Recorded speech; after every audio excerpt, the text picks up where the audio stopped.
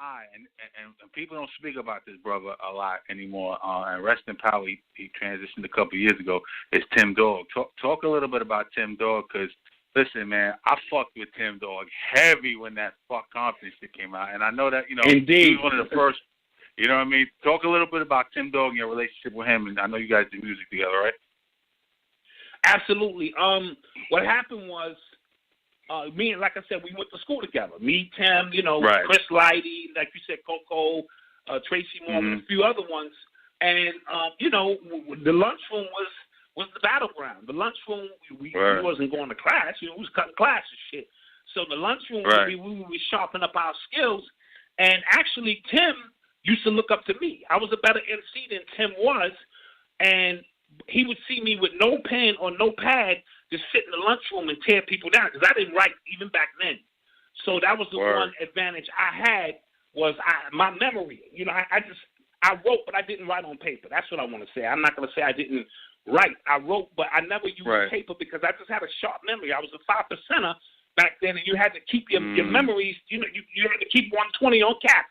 So long story short, my ability to walk through the lunchroom and battle dudes and watch how many rhymes dudes had, because they would pull out their book and you would see them, flip the pages out. So he only got 5 rhymes. I'm going to kill him.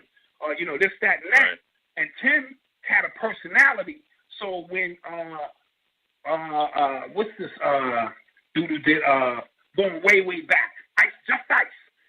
When Just Ice did LaToya, which was a dope song, Tim remade it and did La Goya. And he was talking about Spanish people, because, they had the Goya shit. And it became an underground phenomenal. He used to go around school, doing La Goya. But Tim also grew up with Ultramagnetic. So they all grew up in the same project. They produced that album. You know what I mean? Yeah. So what happened was, when they shout out to Ultra, when they put out their album, Tim started shopping his shit, and he said all the labels kept wanting NWA, because NWA had got hot at that time, and he got so frustrated, he went home and wrote Fuck Compton.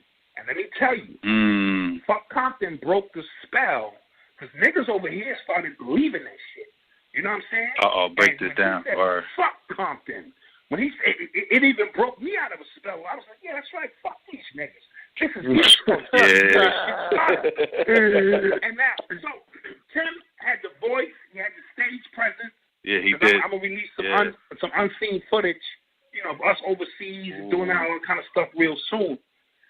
You know what I mean? So, but what he didn't have was the follow up to all of that. But he started the East Coast, West Coast shit. Yeah, Step To Me, but that wasn't as big. Yeah. Right. But it didn't catch on, and you know what I'm saying? And it's funny because I tried to get him to do a song right after that called Fuck New York. Now, what I was talking about was not Fuck New York, but I was trying to get him to do a joint, like the hook would go, niggas might gossip and niggas might talk, but they ain't got the heart to say Fuck New York. And I was going to use that to bait niggas so that we could start that war, and I'm kind of glad it didn't, because it got viral. You know what I mean? And Tim, we rolled with all them dudes from the 9 projects. When we showed up somewhere, it was a problem. B.O. and all these legendary gangsters from the BX. But when we traveled, we had to travel light, because that wasn't in the budget. Right. You know what I mean? So we would only travel with 4 or 5 of us in hopes that we didn't come across these dudes, because we don't know how many dudes they was traveling with.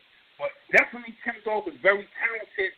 And then we kind of, we stayed buddy, cruise forever, but I had a young son, and I wanted to do my own thing, and I didn't want to be his hype man forever. He called me to be his hype man because he knew I was not, and his stage show was suffering, so he was like, yo, D, let me take you around the world, and I thank him for that. He's the only one that came and got me and took me all around the world, London, Holland, Paris, Germany, throughout the States, and gave me an inside look of what the industry